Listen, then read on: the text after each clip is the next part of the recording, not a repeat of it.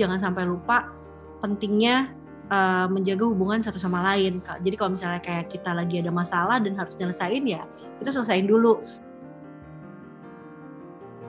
Hai Caca, apa kabar? Alhamdulillah baik. Nama aku Caca. Biasanya dipanggil Caca Tengker juga boleh, Marsha juga boleh, banyak panggilannya. Aku adalah seorang istri, ibu, dan juga certified psychologist. Aku mempunyai 1 orang anak dan 1 lagi dalam kandunganku. Saat ini kesibukan aku ada ngurus suami, ngurus anak. Terus aku juga lagi ambil beberapa kelas untuk improve pengetahuan aku. Terus juga aku masih aktif di sosial media. Jadi ya walaupun di rumah aja tapi ternyata lumayan padat. Oh ya, dan 1 lagi 24 jam menutrisi bayi dalam kandungan aku.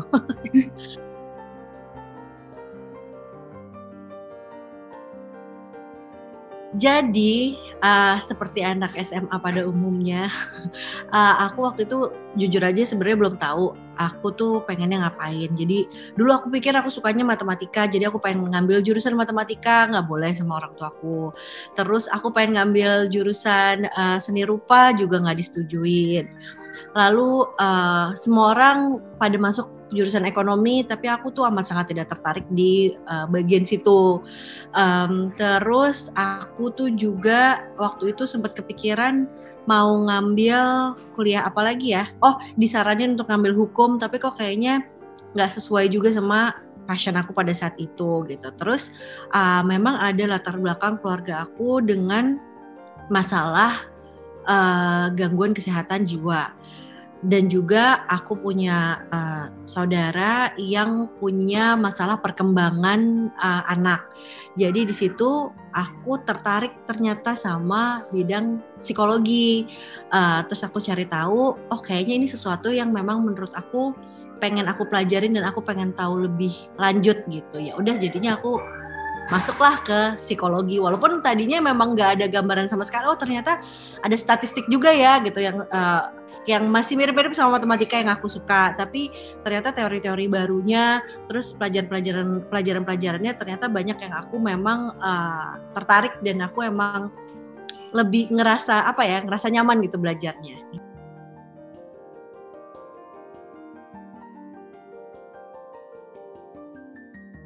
Ini juga lucu sih. Jadi dari aku sama Mas Bari tuh karena kita juga dekat dan mungkin karena kita sama-sama bawel juga kali ya. Dulu tuh kita pacaran bisa ngobrol di telepon tuh 4-6 jam ngebahas banyak banget. Sampai hal-hal kayak ginian juga udah kita bahas gitu. Walaupun ya prakteknya ternyata banyak beda. Cuman kita dari pacaran, dari awal nikah sampai sekarang tuh kita masih sering banget ngebahas hal-hal yang sampai dalam banget gitu. Contohnya salah satunya adalah parenting. Nanti kita gimana sih mau jadi orang tua yang seperti apa sih? Nilai-nilai Mas Bari yang Mas Bari masih pegang sampai sekarang tuh apa sih? Yang aku masih pegang tuh apa sih? Dan gimana kita nyeimbanginnya nanti buat anak kita gitu dulu. Terus pas udah mau nikah tuh Mas Bari juga selalu bilang kalau tapi kayaknya kalau soal parenting gue lebih percayain ke lo aja deh, Cas, gitu. Karena kayaknya lo udah belajar lebih banyak gitu. Gue kayaknya harus ikut course atau kelas buat gimana menjadi bapak yang baik deh gitu. Dia selalu berpikir kayaknya dia harus ngambil kelas atau dia kayaknya harus banyak baca dan ngegali lagi gimana cara jadi orang tua gitu. Terus jadinya dia juga suka baca-baca.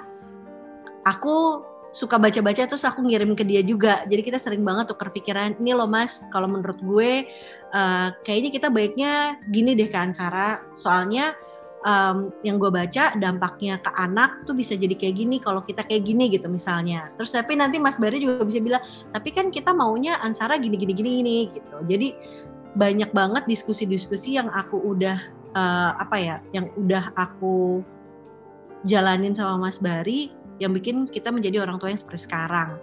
Aku sama Mas Bari juga ngerasa penting banget kita sebagai pasangan suami istri itu juga memperkuat hubungan kita karena sebelum kita menjadi orang tua, kita tuh pasangan duluan loh gitu. Jadi jangan sampai lupa pentingnya menjaga hubungan satu sama lain. Jadi kalau misalnya kayak kita lagi ada masalah dan harus nyelesain ya kita selesain dulu. Atau kalau misalnya kita lagi memang butuh waktu berduaan, ya kita berduaan gitu. Ansara kan bisa sama eyangnya, bisa sama neninya, bisa sama dititipin ke kakak aku atau gimana. Jadi kayaknya menurut aku sih sampai sekarang salah satu yang bikin kita masih kompak itu, walaupun juga sebenarnya banyak juga nggak kompaknya ya seperti manusia pada umumnya gitu, tapi kalau misalnya memang mau dibilang kompak kayak menurut aku yang mendukung ke arah kekompakan itu yang pertama hubungan suami istrinya itu sehat dulu, baru abis itu banyak-banyak diskusi tentang parenting buat anak gitu sih.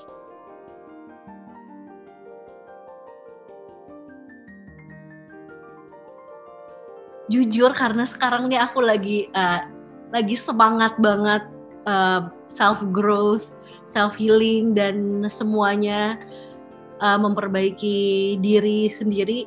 Aku sekarang pengen banget punya keluarga yang otentik aja sih, kayak ya karena aku percaya manusia tuh semuanya udah ada faedahnya lah gitu di dunia ini. Jadi nggak perlu kita pikirin perannya dia tuh harus ngapain, wajib ngapain, atau harus ada specific goals kayak gimana. Karena aku ngerasain, aku sempet tuh kayak maksudnya terjebak di false self yang bikin aku tuh jadi kayak ngerasa hampa. Aku ngerasa kayak nggak fulfilled lah gitu, kayak ngapain sih gue di dunia ini dan apa sih tujuannya dan lain-lain segala macam, apa sih manfaatnya. Rasanya tuh kalau nggak bermanfaat tuh jadi beban gitu, padahal ya manusia harusnya jadi manusia aja gitu.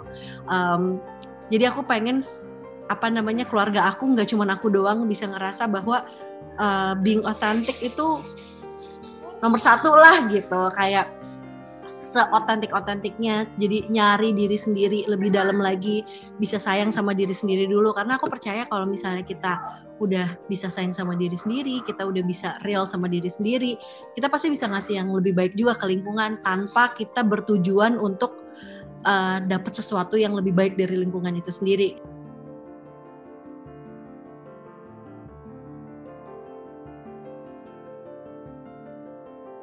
Ada banget.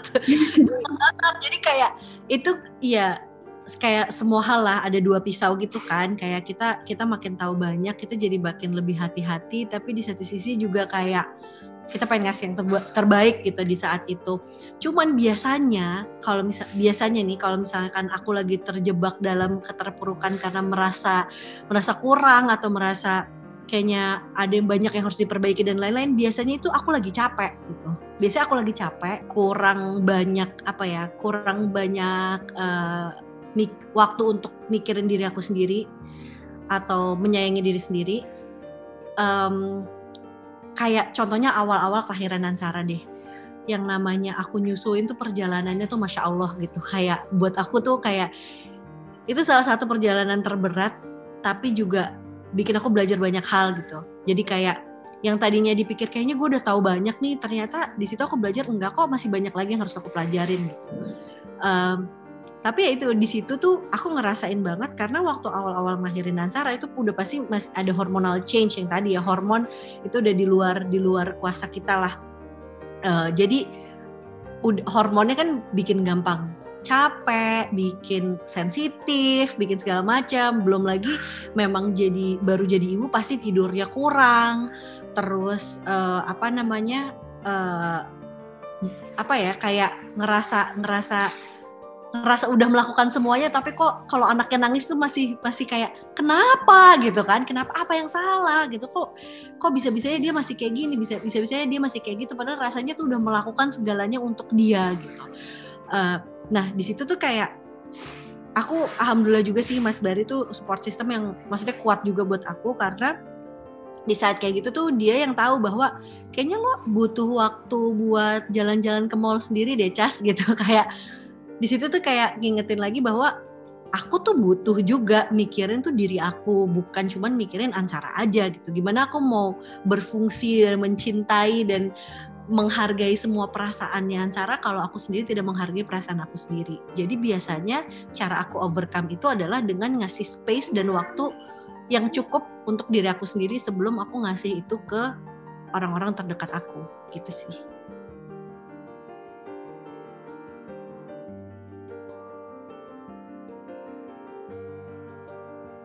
Nah, pas banget sebenarnya. Aku kan waktu itu hamil itu habis Lebaran. Maksudnya tahu hamil habis Lebaran. Ternyata dari bulan puasa udah hamil. Dari pas bulan puasa apa sebulan sebelumnya tuh Ansara tuh emang lagi suka banget main mainan bayi. Jadi kayak semua mainan bayinya dia tuh lagi sering dia susuin, dia gendong-gendong, dia lagi suka banget lah gitu sama mainan bayi gitu. Jadi dari situ aku alhamdulillah masukinnya tuh juga kayak lumayan lebih smooth karena lagi masa itu juga di Ansara gitu. Jadi aku bilang kayak Mbak Ansara di dalam di dalam rahim ibu sekarang lagi ada adik gitu, adiknya Mbak Ansara, nanti ada baby juga, dan dia dari situ kayak ternyata dia tuh karena dia udah sering mainan baby, jadi di kepalanya dia tuh juga sepengen itu pegang baby, apalagi menurut dia ini punyanya dia gitu. Jadi dia selalu semangat banget. Terus tapi aku mulai jelasin juga dari sekarang bahwa Mbak Ansara, adik ini itu anaknya ayah sama ibu, sama kayak Mbak Ansara gitu. Anaknya Syawa juga, dia suka bilang gitu. Dia suka ngerasa ini anaknya dia juga gitu. Tapi aku selalu menjelaskan enggak, ini adiknya gitu. Karena dulu Mbak Ansara juga adanya tuh dari rahim ibu gitu. Terus aku liatin fotonya waktu hamil Ansara, gimana Ansara waktu kecil. Terus aku juga maksudnya coba bilang kalau Ansara nanti pas adik lahir ibu pasti sibuk juga sama adik karena adik kan butuh bantuan lebih banyak, tapi bukan berarti ibu sayangnya sama Mbak Ansara berkurang gitu. Mbak Ansara tetap sayang sama ibu tetap sayang sama Mbak Ansara, tapi ibu juga sayang sama adik gitu.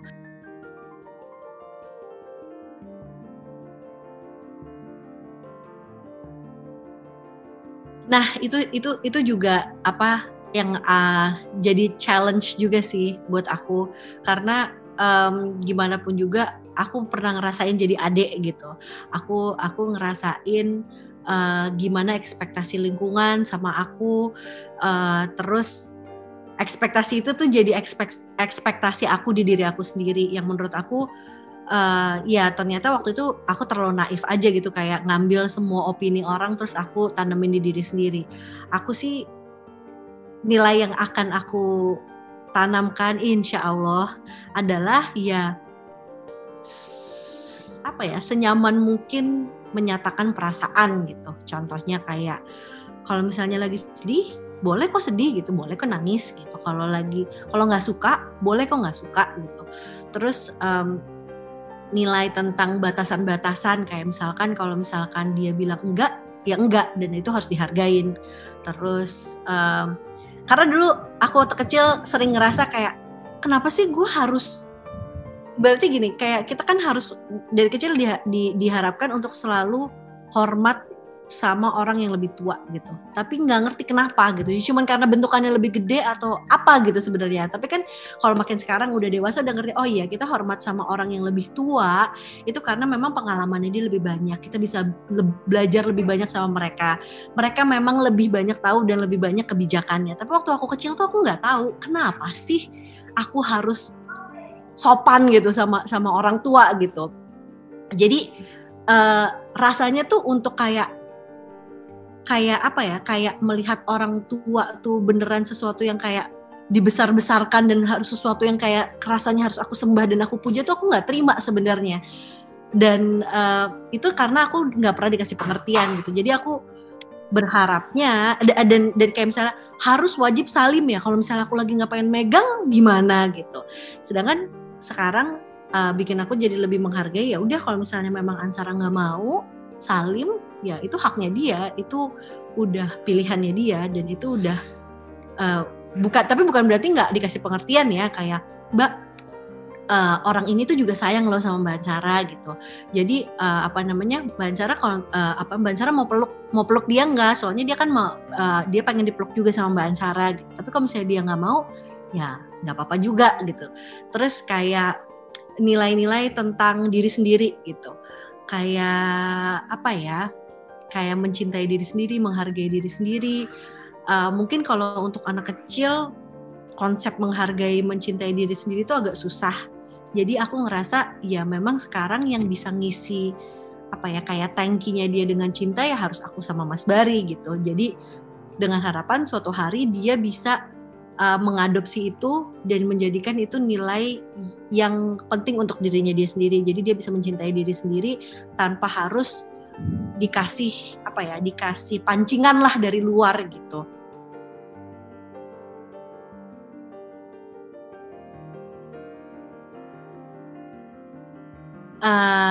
Ansara dan adiknya. Kalau misalnya memang kalian nonton ini atau nggak harus nonton ini tapi lagi ngobrol sama ibu dan kalian mau tanya apa sih yang ibu pengen sampaikan ke kalian, ibu mau bilang kalau ibu tuh sayang banget sama kalian, ibu cinta banget sama kalian, tapi ibu harap cinta pertama kalian tetap ke diri kalian sendiri. Kalau misalnya kalian bertanya-tanya kenapa begini, kenapa begitu, kenapa kalian harus sayang sama diri kalian sendiri dulu, karena kalau misalnya kalian udah bisa sayang sama diri kalian sendiri, kalian sudah bisa menghargai diri sendiri, kalian tahu nilai dari diri kalian sendiri, kalian akan lebih nyaman dalam menghadapi hidup, dan kalian juga akan lebih mudah untuk bangkit lagi ketika kalian jatuh. Ibu gak berharap kalian jatuh, tapi yang namanya hidup itu udah pasti ada jatuhnya, ada bangunnya lagi. Dan ibu cuma berharap suatu hari ketika kalian jatuh, kalian tetap bisa bangkit, mau itu dengan bantuan atau tanpa bantuan, karena ibu cuma pengen kalian menjalani hidup sepenuh-penuhnya. Itu aja sih.